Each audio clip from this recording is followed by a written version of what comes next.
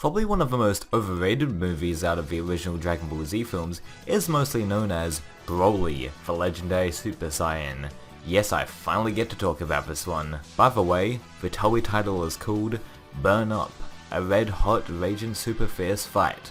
The premise for this film is that a supposed Legendary Super Saiyan is destroying the South Galaxy, so it's up to Goku and the rest of the Saiyans to stop him. There was also a storyline surrounding the Saiyan called Paragus, trying to get Vegeta to become the king of the new Saiyan planet, known as New Planet Vegeta, and try to defeat the Legendary Super Saiyan.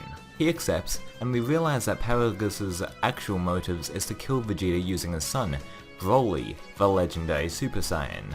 I was actually surprised on how much explanation throughout the film there is, and it's a pretty interesting concept, with there being a Saiyan that was mostly outcasted because of his latent power.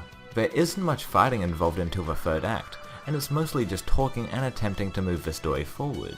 The personal history between Goku and Broly is probably the weakest part of the film, since the only reason why Broly goes apeshit in the first place is because Goku cried as a baby and Broly resents him because of that. It really was a tacked on way for Goku and Broly to have more of a backstory with each other, and his character could have been executed way better. The fighting scenes, if you want to call them that, are pretty good.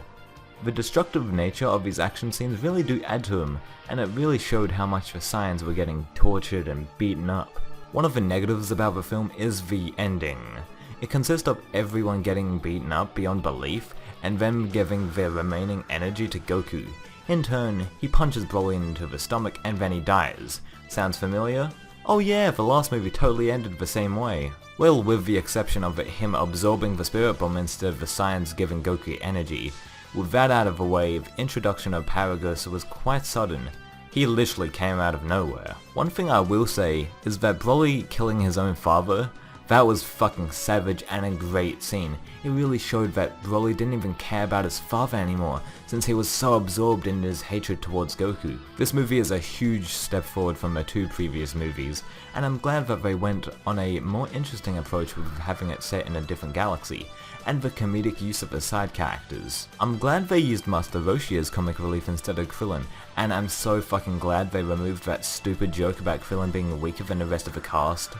Anyway, the first Broly movie has a positive place in my heart, and I'd give this a solid 3.5 out of 5 Dragon Balls. See you in tomorrow's review. We're checking out BoJack Unbound.